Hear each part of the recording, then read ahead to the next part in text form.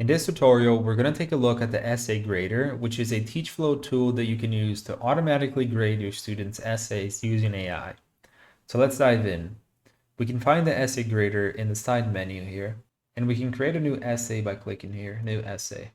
Let me call this the demo essay. We need to configure a few inputs. So we can choose a due date. I'm going to choose this Friday, for example. We can select the class.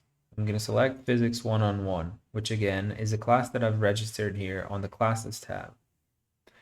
I'll set the status to active, which means that our students are going to be able to see the essays on their side to create their submissions.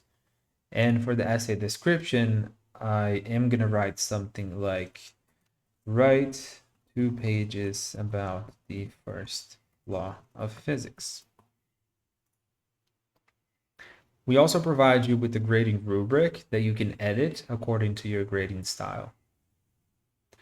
Now, we've configured everything here on our side for the essay. Students will be able to submit the essays on their side, and we can also create a submission for one of our students. I can choose the student, which is registered on my Physics 1-on-1 class. I can choose the submission date, and I can upload their submission PDF file. I've created an example submission here, which is a essay that I've generated here for the Newton's first law of physics. And I will be uploading that to the submission. So now we can click on submit, and we can see that we've received a new submission. If we click on view, we will be able to see the feedback, the grade, and the comments tab.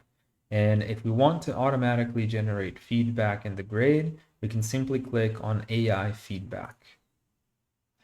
It will take a few seconds to generate a response. Now we can see that AI generated some feedback for this essay, and it also generated the grade. We can also place a few comments here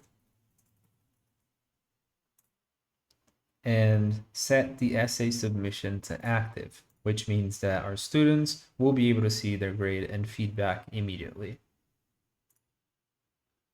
This concludes our essay grader tutorial. Thank you for watching, and I'll see you in the next one.